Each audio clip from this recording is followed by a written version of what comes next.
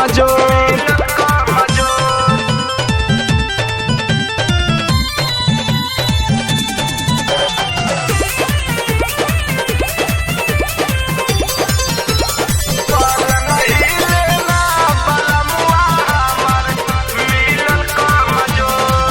केतनो पियावत बानी दूधावा उठावाना, गोदिया में आज लेना दिहालस खेलावाना।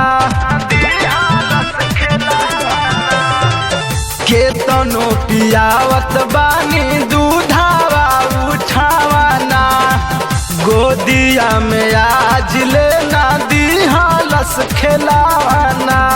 लागता कि बनब नहीं हम लारा कोर, पलंग ही लेना कि पलंग ही लेना बलमुआ हमर मिलल कमजोर। पलंग ही लेना बलमुआ हमर मिलल कमजोर।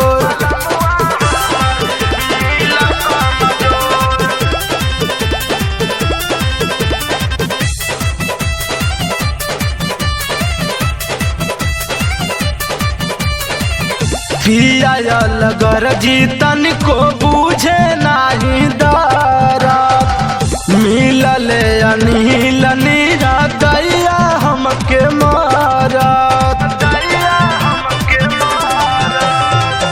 पियायल गरजी तनिको बूझे नाही दरद, मिलले अनिल निरदैया हमके मारत। धरे नाही